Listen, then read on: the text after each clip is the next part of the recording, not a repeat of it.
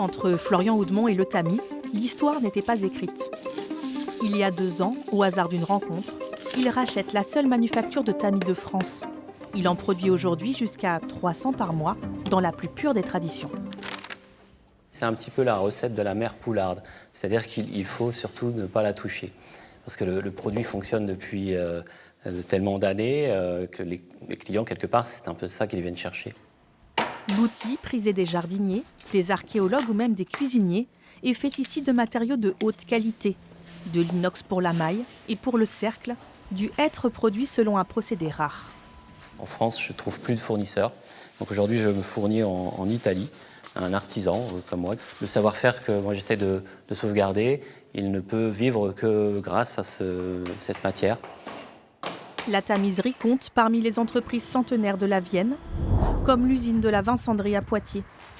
Comme chaque matin, l'œil expert d'Isabelle Geoffroy-Seguin scrute la surface de l'eau. Ici, vous pouvez voir de la floraison de cristallisation.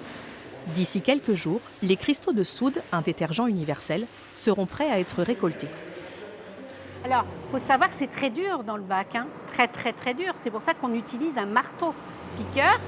La technique est la même depuis 1872 et les salariés sont tous formés en interne, un processus long de 2 ans en moyenne.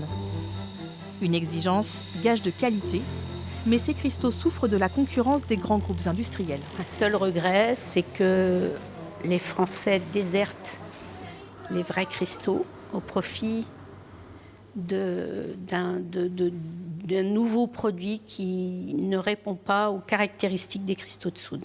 Dommage de voir partir 90% de notre production à l'étranger. Isabelle se bat pour faire tourner sa petite entreprise, comme l'a fait sa mère avant elle pendant 25 ans. Je crois que c'est toujours, du point de vue émotion, c'est toujours très... ça m'emmène les larmes parce que je crois que c'est le résultat d'un travail incroyable chaque jour. À la Vincendrie, il sera bientôt temps de chercher un repreneur pour ne pas voir disparaître un savoir-faire ancien et unique en France.